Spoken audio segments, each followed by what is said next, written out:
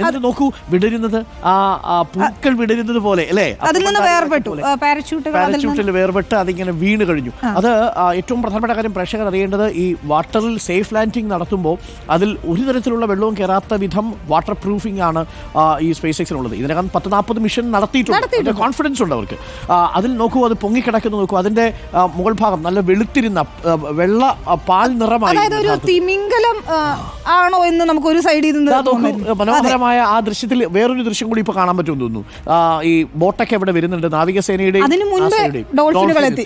അതിന് നമ്മൾ യഥാർത്ഥത്തില് ഇത് നറേഷൻ കേട്ടുകൊണ്ടിരിക്കുമ്പോൾ വിചാരിച്ചു ഇതിനെ ഡോൾഫിൻ എന്ന് വിശേഷിപ്പിച്ചതാണോ എന്ന് വിചാരിച്ചു. പക്ഷെ കുറച്ചുകൂടി സൂം ചെയ്ത വിഷ്വൽസ് വന്നപ്പോഴാണ് 4-5 ഡോൾഫിനുകൾ ഇങ്ങനെ വരുന്നു. ഇതാണ് ഡോൾഫിന്റെ ചിത്രം. പ്രിയപ്പെട്ട പ്രേക്ഷകരുടെ ഏറ്റവും മനോഹരമായ ദൃശ്യങ്ങളിൽ ഒന്നാണ് ഈ അറ്റ്ലാന്റിക് സമുദ്രത്തിൽ വീണ നമ്മുടെ ഈ പേടകം ഉണ്ടല്ലോ, ഡ്രാഗൺ പേടകത്തിലേക്ക് മനുഷ്യരെത്തുന്നതിന് മുൻപ് തന്നെ അവിടേക്ക് ഈ നമ്മുടെ സല്യൂട്ട് കൊടുക്കാൻ വേണ്ടി ഡോൾഫിനുകൾ എത്തി, തുള്ളിച്ചാടി. യഥാർത്ഥത്തിൽ നമുക്കൊക്കെ തുള്ളിച്ചാടാൻ തോന്നുന്നത് പോലെ ആദ്യം തുള്ളിച്ചാടിയത് ഡോൾഫിനാണ്. എന്നിട്ട് അവിടെ ഡോൾഫിൻ എത്തുന്നു. അതിനുശേഷം നോക്കൂ, ഒരു 10 മിനിറ്റ് എടുത്തു അതിന്റെ ഒരു സുരക്ഷ പരിശോധിക്കുന്നതിന് വേണ്ടി, അവർ സുരക്ഷിതരല്ലേ എന്നൊക്കെ നോക്കുന്നതിന് വേണ്ടി. അപ്പോഴും മെസ്സേജ് വന്നു, നിക് ഹേഗിന്റെ മെസ്സേജ് ആദ്യം പുറത്തേക്ക് ഇറങ്ങുന്നത് അല്ലേ. നിക് ഹേഗ് നമ്മളൊരു അരമണിക്കൂറോളം എടുത്തു ഇത് ഈ പേടകം തിരിച്ച് കപ്പലിലേക്ക് എത്തിക്കുന്നത്. അത് കഴിഞ്ഞിട്ട് അലക്സാണ്ടർ ഗോർബനേവ്, മൂന്നാമത് സുനിത വില്യംസ്, മൂന്നാമത് നമ്മുടെ സ്വന്തം സുനിത വില്യംസ്. എല്ലാവരും നമ്മുടെ സ്വന്തക്കാരാണ്. അതെ, ഈ പേടകം എത്തിച്ച ശേഷം അപ്പൊ നമുക്കൊക്കെ ഒരു ടെൻഷൻ ഉണ്ട്. ഇതാണ് അല്ലേ, ഇങ്ങനെ കൈ തന്ന് പോവാണ്. എല്ലാവർക്കും വരുന്നു സുനിത വില്യംസിന്റെ വരവാണ്. പേടകത്തിൽ നിന്ന് പുറത്തേക്ക് ഇറങ്ങുകയാണ് സുനിത വില്യംസ്. ഒരു കുഞ്ഞ് ജനിച്ച സന്തോഷം എന്നൊക്കെ പറയുന്നത് അങ്ങനെ തന്നെയല്ലേ, കുഞ്ഞ് ജനിക്കുന്നത്. നോക്കൂ എത്ര സൂക്ഷ്മതയോടെയാണ് അവരെ പൊക്കിയെടുക്കുന്നത്. കാരണം ആ എല്ലുകൾക്കൊക്കെ ഇടുപ്പെല്ല് പൊട്ടാനുള്ള ഒരു സാധ്യതയൊക്കെ ഉണ്ടായിരുന്നത് കൊണ്ട് എല്ലിന്റെ സാന്ദ്രത കുറയാനുള്ള സാധ്യത, പേശിക്ക് ബലക്ഷയം ഉണ്ടാവും, നിൽക്കാനൊക്കെയുള്ള ബുദ്ധിമുട്ടുണ്ടാവും. പക്ഷേ എങ്കിലും വലിയ പ്രശ്നങ്ങളൊന്നുമില്ല. അവരൊക്കെ വളരെ ട്രെഡ്മില്ലൊക്കെ ഉഷാറായിരുന്നു എന്നുള്ളതാണ്. തിരിച്ചു പോകുന്നു, ആംബുലൻസിലേക്ക് കയറുന്നു. എന്തൊരു ദൃശ്യങ്ങൾ. ഇപ്പോൾ നമുക്ക് വരുന്ന ഏറ്റവും പുതിയ അപ്ഡേറ്റ് കാര്യമായ സാധാരണയായി ബഹിരാകാശത്തുനിന്ന് വരുന്ന ബുദ്ധിമുട്ടുകളേ ഉള്ളൂ. നമ്മൾ പ്രതീക്ഷിച്ചു സുനിത വില്യംസിന്റെ ആരോഗ്യസ്ഥിതിയെ കുറിച്ച് വലിയ അഭ്യൂഹങ്ങൾ ഉണ്ടായിരുന്നല്ലോ. കണ്ണിന്റെ കാഴ്ച പോയി, ശരീരത്തിന്റെ പല ഭാഗങ്ങളും തളർന്നു, അങ്ങനെയൊന്നുമില്ല. അതെല്ലാം അഭ്യൂഹങ്ങൾ ദയവീത് പ്രേക്ഷകർ പരത്തുകയും ചെയ്തത്. 59 വയസ്സാണ് സുനിത വില്യംസിന് അല്ലേ. നമ്മുടെ നാട്ടിലൊക്കെ ആ സമയത്ത് കഴിഞ്ഞു, ഇനിയിപ്പോൾ വിസ അടിച്ചു പോകാം എന്ന് ആലോചിച്ചിരിക്കുന്ന സമയമാണ് 59 വയസ്സ്. അങ്ങനല്ല, ബഹിരാകാശത്ത് കുടുങ്ങിയാലും ഭൂമിയിൽ തിരിച്ചു വരാമെന്ന് തെളിയിച്ച നിമിഷം കൂടിയാണ്. നമ്മൾ ചോദിക്കില്ലേ, ഒരു പെൺകുട്ടിക്ക് എത്രത്തോളം സ്വപ്നം കാണാം, എവിടെ വരെ പോകാം. എന്താണ് പലപ്പോഴും പറയില്ല, മരം കയറി എന്നൊക്കെ പറയും. മരമല്ല, ബഹിരാകാശത്ത് കയറി. അതെ, ബഹിരാകാശത്ത് കയറി അവിടെ ഇത്രയും ദിവസം കിടന്നു. ഒട്ടും അതിൽ അവർക്കൊരു പരിഭ്രമമൊന്നും ഉണ്ടായിരുന്നില്ല. മാത്രമല്ല, ബഹിരാകാശത്ത് നിങ്ങൾ ഇതേപോലെ ഒരു അവസ്ഥയിൽ കുടുങ്ങിയാൽ എന്ത് ചെയ്യും? നമ്മുടെ നാട്ടുകാരെ എല്ലാം പോയി വിളിച്ച് കരഞ്ഞിരിക്കും. ചീര നട്ടു, ഷാമ്പു ഉപയോഗിച്ച് മുടി കഴുകുന്ന അതൊക്കെ വളരെ രസകരമാണ്. ഈ കുട്ടികളൊക്കെ ഉണ്ടെങ്കിൽ ഒന്നുകൂടി അത് യൂട്യൂബിൽ സെർച്ച് ചെയ്ത് കാണാം. എനിക്ക് എല്ലാ പ്രിയപ്പെട്ട പ്രേക്ഷകരും ഇത് ഞങ്ങൾ ഇങ്ങനെ ഇത് വിശദീകരിക്കാനുള്ള കാരണം, ഇത് കുട്ടികൾ കാണണം. ഒരു ശാസ്ത്ര ലോകത്തിന്റെ ഒരു വലിയ നേട്ടമായിട്ട് തന്നെയാണ് നമ്മൾ അവതരിപ്പിക്കുന്നത്. ഒരു മാധ്യമ സ്ഥാപനം എന്ന നിലയിൽ ഇതൊക്കെ ആഘോഷിച്ചില്ലെങ്കിൽ പിന്നെ എന്താണ് നമ്മൾ ആഘോഷിക്കുക? എനിക്ക് തോന്നുന്നു നമ്മൾ സാധാരണ ഈ ക്ഷേത്രങ്ങളിലെ ആചാരങ്ങളും ഉത്സവങ്ങളും ഒക്കെ വലിയ ലൈവായിട്ട് കൊടുക്കുന്നതിനേക്കാൾ 10 മടങ്ങ് ഇമ്പാക്ട് ഉണ്ടാകണം. യഥാർത്ഥത്തിൽ ശരിക്കും നമുക്ക് ഒരുപാട് റോൾ മോഡൽസ് ഉണ്ട്. 100% ISR ഒരു നിർണായക ഘട്ടത്തിൽ എത്തി നിൽക്കുകയാണ്. നമ്മൾ ഒരുപാട് എന്താ പറയുക, ശാസ്ത്ര ലോകത്ത് ബഹിരാകാശ ലോകത്ത് മുന്നേറിക്കൊണ്ടിരിക്കുക. ആ സമയത്ത് അതെ, നമ്മുടെ കുട്ടികൾ വരുന്ന തലമുറയ്ക്ക് ഒരു വലിയ താല്പര്യം ഉണ്ടാക്കാൻ കൂടി ഇത്തരം ഇൻസിഡൻസ്.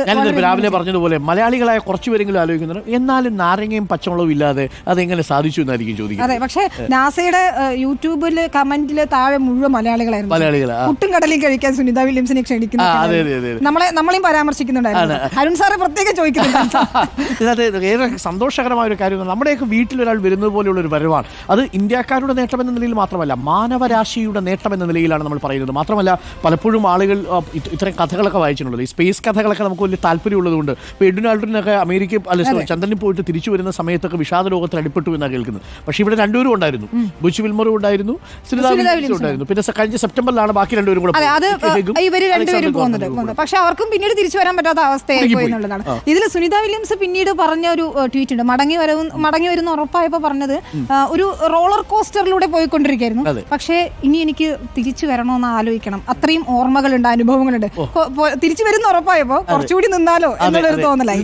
ബൈയൊക്കെ പറഞ്ഞു വരുന്നത്, ഇനി ഒരു സ്പേസ് സ്റ്റേഷനിലേക്ക് ഒരു 3 ദൗത്യം പൂർത്തിയാക്കിയെന്ന് തോന്നുന്നു. പക്ഷേ വേണമെങ്കിൽ ആരോഗ്യസ്ഥിതി ഓക്കെ ആണെങ്കിൽ വീണ്ടും പോകാം, സ്പേസ് സ്റ്റേഷനിലേക്ക് പോകാം. നട്ട ചീരയൊക്കെ എന്തായി എന്ന് നോക്കാം, അവിടെ വെച്ച് ചീരക്കറിയൊക്കെ കഴിക്കാൻ പറ്റും. ബാക്കി 4 പേര് അവിടെ ഉണ്ട് വെള്ളം ഒഴിക്കാൻ. അതെ, വെള്ളം ഒഴിക്കാൻ വേണ്ടിയിട്ട് അവിടെ അവിടെ നിൽക്കുന്നുണ്ട് എന്നുള്ളതാണ്. അപ്പോൾ പ്രിയപ്പെട്ട പ്രേക്ഷകർ, ഇതിൽ നിന്ന് പഠിക്കേണ്ട ഒരു പാഠമായി നമ്മൾ മനസ്സിലാക്കുന്നത്, നിങ്ങൾ ബഹിരാകാശത്ത് കുടുങ്ങി തിരിച്ചു വരുന്ന നിങ്ങളുടെ പേടകം കേടായാൽ പോലും നിങ്ങൾ പ്രതീക്ഷയോടെ കാത്തിരിക്കുക എന്നുള്ളതാണ് നമ്പർ 1. നമ്പർ 2, നിങ്ങളിനി എവിടെ കുടുങ്ങിയാലും തിരിച്ചെത്തിക്കാനുള്ളൊരു സാങ്കേതിക വിദ്യ ശാസ്ത്രലോകം കൈവരിച്ചിട്ടുണ്ട് എന്നുള്ളതാണ്. അതിലൊരു ഭയവും നമുക്ക് ആവശ്യമില്ല എന്നുള്ളതാണ്. 3, സ്ത്രീകൾക്ക് എവിടെയാണ് അതിർത്തി എന്ന് നിശ്ചയിക്കുന്ന മനുഷ്യർ ഈ കഥകളൊക്കെ കാണണം. എല്ലാ ഗ്രഹങ്ങൾക്കും അപ്പുറത്തേക്ക് നക്ഷത്രങ്ങളിടയിൽ കൂടുകൂട്ടിയ നമ്മുടെ സുനിത വില്യംസിനെ കണ്ടു പഠിക്കണം. ചൊവ്വാദോഷത്തിന്റെ പേരിൽ പെൺകുട്ടികളുടെ കല്യാണം നടക്കാത്ത നാട്ടിൽ സുനിത വില്യംസ്, അതാണ് ചൊവ്വയുടെ ഇടയിൽ നിന്ന് അല്ലേ, നക്ഷത്രങ്ങളുടെ ഇടയിൽ നിന്നാണ് വന്നത്. ഈ രാഹുകാലം ഒക്കെ നോക്കിയല്ല ആണോ അവർ പുറപ്പെട്ടതെന്നൊക്കെ ചില ആളുകൾക്ക് സംശയം ഉണ്ടാവും. ഇന്നലെ രാവിലെയൊക്കെ ചില ആളുകൾ നോക്കും 3:27 നല്ല ഗൃഹപ്രവേശനത്തിലുള്ള സമയമാണോ എന്ന് നോക്കുന്നുണ്ടാവും. ഇതൊക്കെ വെറും സാങ്കല്പികമായിട്ടുള്ള കാര്യങ്ങൾ, മനുഷ്യന് ആശ്വാസം കൊടുക്കുന്ന ചില കാര്യങ്ങളായിരിക്കും. പക്ഷേ എങ്കിൽ പോലും ശാസ്ത്രലോകത്തിൻ്റെ വളർച്ച നമ്മൾ കണ്ട് ആസ്വദിക്കണം. ഇനിയെങ്കിലും കേരളത്തിലുള്ള പ്രിയപ്പെട്ട യുവതീ യുവാക്കളുടെ പ്രത്യേക ശ്രദ്ധയ്ക്ക് ഈ സുനിത വില്യംസിനെയും കൽപ്പന ചൗളയെയും ഒക്കെ നമ്മുടെ മുൻപിൽ മാതൃകയായിട്ടുണ്ടാവണം. അവർക്കൊക്കെ പോകാൻ പറ്റുന്ന ലോകം, അവരൊക്കെ എത്തിച്ചേരുന്ന ലോകം, അതൊക്കെ നമുക്ക് ആവേശം നൽകുന്നതാണ്. അവർ മടങ്ങി വരുന്ന ലോകം, അതിനെക്കുറിച്ചൊക്കെ നമുക്ക് വലിയ ബോധം ഉണ്ടാവണം. എന്നാലും രാഹുവിൻ്റെ ഗുളികൻ അല്ലെങ്കിൽ ഈ പറയുന്ന ശനിയുടെ അപഹാരം തുടങ്ങിയ കഥകളൊക്കെ നമ്മുടെ നാട്ടിൽ നിന്ന് മാറണം. പകരം ശാസ്ത്രബോധത്തിൽ നമ്മൾ ചന്ദ്രനിലേക്കും ശനിയിലേക്കും മാഴ്സിലേക്കും ഒക്കെ യാത്ര ചെയ്യാൻ വേണ്ടി തയ്യാറെടുത്ത് നിൽക്കുന്ന സമൂഹമാണെന്ന് മനസ്സിലാക്കണം. ആ വരവിന് അങ്ങനെ ഒരു വലിയ കഥ കൂടി നമ്മളോട് പറയാനുണ്ട്. അപ്പോൾ എവിടെ ചെന്ന് വീണാലും സുനിത വില്യംസിനെ പോലെ നമുക്ക് തിരിച്ചിറങ്ങി വരാൻ പറ്റും. മസ്കിനെയും ഒക്കെ പോലെയുള്ള ആളുകൾ നമുക്ക് ചുറ്റുമുണ്ട്, എല്ലാ മനുഷ്യരുമുണ്ട്. മസ്കിനെ നമ്മൾ ഒരുപാട് ഹീറോവൽക്കരിക്കുകയല്ല, എങ്കിൽ പോലും ആ എഫേർട്ടിനെ നമുക്ക് അപ്രീഷിയേറ്റ്. സുനിത വില്യംസിന്റെ ഒരു നിശ്ചയദാർഢ്യം ഉണ്ടല്ലോ. കാരണം ഇത്രയധികം ദിവസം അവിടെ നിന്ന് ഇതുപോലെ ശാരീരിക ബുദ്ധിമുട്ടുകൾ അനുഭവിച്ച് ഇനിയിപ്പോൾ എന്ത് സംഭവിക്കുമെന്നറിയാതെ ജീവനോട് തിരിച്ചു വരുമോ എന്ന് ഉറപ്പില്ലാതെ ഇത്രയധികം ദിവസം അവർ പക്ഷെ വളരെ എൻഗേജ് ചെയ്യുന്നു. ക്രിസ്മസ് ആഘോഷിച്ചു, അവിടെ ദീപാവലി ആഘോഷിച്ചു, താങ്ക്സ് ഗിവിംഗ് ഡേ ഉണ്ടായിരുന്നു, അമേരിക്കൻ ഇലക്ഷന് വോട്ടും ചെയ്തു. അതെ, അതാണ് ഏറ്റവും പ്രധാനപ്പെട്ട കാര്യം. നോക്കൂ, അവർ ബഹിരാകാശ ഭൂമിയിൽ നിന്ന് 400 കിലോമീറ്റർ അകലെയാണ്. മാത്രമല്ല പലപ്പോഴും ഈ ബഹിരാകാശത്ത് നിൽക്കുന്ന യാത്രികർ ഒരു ടെൻഷൻ ഉള്ളത് എന്താണെന്ന് വെച്ച് കഴിഞ്ഞാൽ അവർ 400 കിലോമീറ്റർ അകലെയാണല്ലോ. പ്രത്യേകിച്ച് 8 ദിവസത്തേക്ക് യാത്രയ്ക്ക് പോയി 9 മാസം കുടുങ്ങുന്ന സാഹചര്യത്തിൽ മുകളിൽ നിന്ന് താഴേക്ക് നോക്കുമ്പോൾ ഭൂമി കാണാം.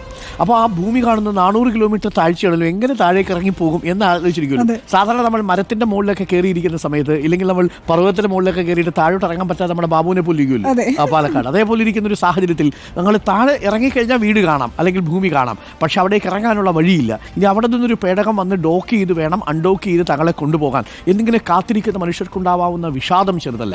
പക്ഷെ അതിനെയൊക്കെ എങ്ങനെയാണ് അതിജീവിച്ചത് എന്നുള്ളതാണ്. ദീപാവലി ആഘോഷിച്ചും ക്രിസ്മസ് ആഘോഷിച്ചും അതേപോലെ ഇലക്ഷൻ വോട്ട് ചെയ്തും 16 ഒരു പക്ഷേ ഒരു മനുഷ്യായുസിൽ നമ്മൾ ചെയ്യാൻ പറ്റാത്ത കാര്യമാണ്.